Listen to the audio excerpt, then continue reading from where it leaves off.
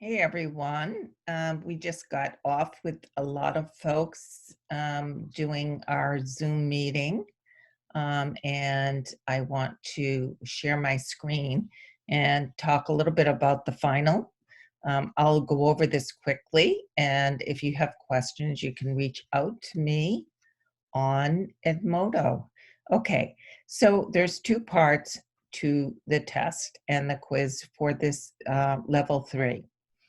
I am going to send you some videos. I want you to watch the videos first, and then I want you to take a quiz. The quiz is right on Edmodo, and I will send you the information on how to take the quiz. And that will be in the form of a link, and you'll watch, it will show you how to take the quiz on Edmodo. So there'll be three videos, and then another video on how to take the quiz. And then the quiz has 20 questions, so that shouldn't take you too long, but it is a time test, so make sure you work quickly. Okay, and I want to thank everybody, by the way, since it's our last class, for being able to transition so quickly.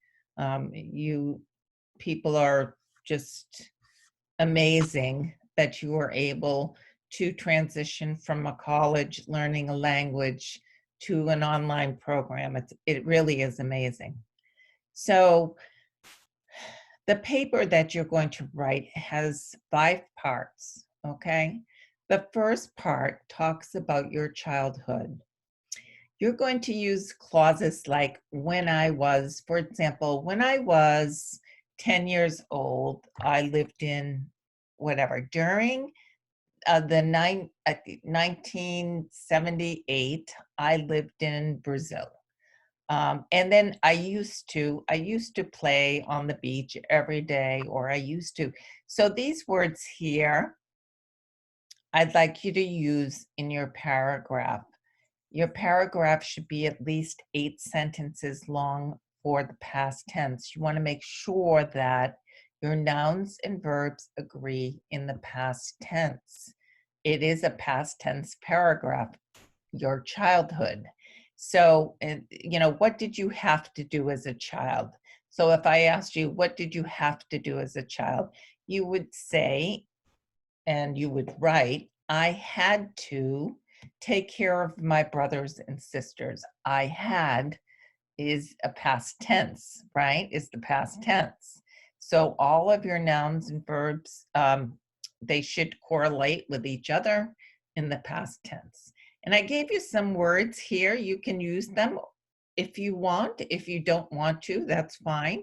But they're helpful to start some sentences because of I should have. By the time I was 20, I was ready to go on my own. Remember, only 8 sentences for the paragraph. So, pick and choose.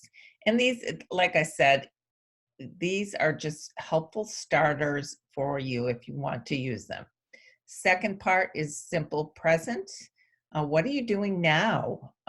What are things like in your life now? What do you like? What don't you like now? Talk about something you're passionate about. Use words like there should be more people in this world that care about pollution. I don't know, whatever your passion is, you should use words like there should be, we need more, there aren't enough. And if you get confused with those, go back to the chapters of your books. All of this was in different chapters that we did. And again, here are some helpful starters that you can use for the present tense, right? Today, I am living in Boston. At the moment, I am attending Bunker Hill Community College and blah, blah, blah, right? Okay, so these you can use or you don't have to use. These are called starters to help you start a sentence.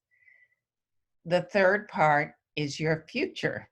right? And the future tense, you'll be writing about your future. What should you do? What must you do?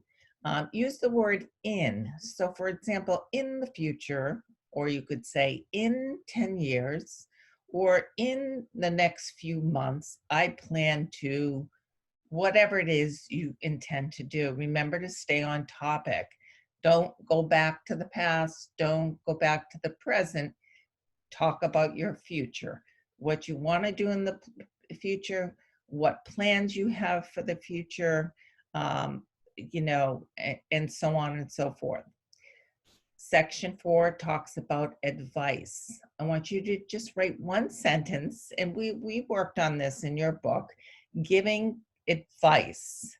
You should, you could, you might have, you should, you're writing at one sentence giving advice to an ESL student at the college, okay? So one sentence, one or two, giving advice to an ESL student at Bunker Hill, someone that maybe is just coming into the program.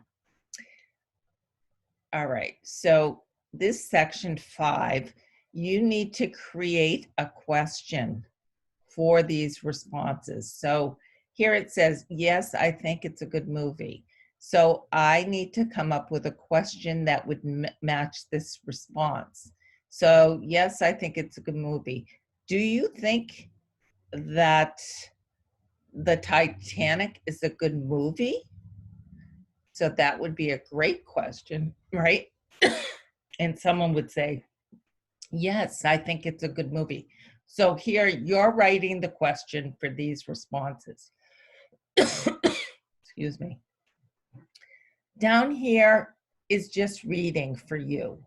There's some tips about writing. There are words that can help you when you're writing to transition to different sentences. When you're writing and you have a topic sentence and you write, when you have a topic that you have to write supporting sentences, you have to give examples, right? So instead of saying all the time, for example, you might want to use something like in addition, or in fact, or generally speaking. So there are different words you can use to begin your sentences so they don't all sound the same.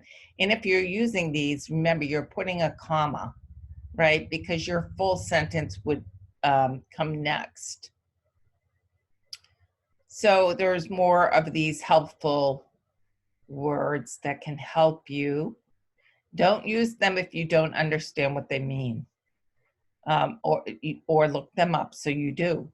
So here it just gives you some examples of people that have that wrote a paragraph, and then what they did was they added some of these transition words to make the paragraph sound better. Okay, so I think that's about it. So again, we have 2 parts to the final. One is a quiz that I'm sending on Edmodo. You take on Edmodo. There's going to be a link there on Edmodo that explains how to take the quiz on Edmodo. And then you're going to do your paper. Section 1 is the paragraph about your past. Section 2 is the paragraph about the present. Section 3 is the paragraph about the future. You're going to write a sentence giving advice to an ESL student. And then there are 10 responses you need to write questions for. Okay, so that will be about it. Now, if you have any questions, feel free to reach out to me. I'm here, and I'll get back to you as soon as I can. And if you're planning on going to ESL, I think there'll be someone that will reach out to you to talk to you about doing that, if that's what you're interested in doing. So at any rate, have a good day. And again, reach out to me if you have any questions. Bye.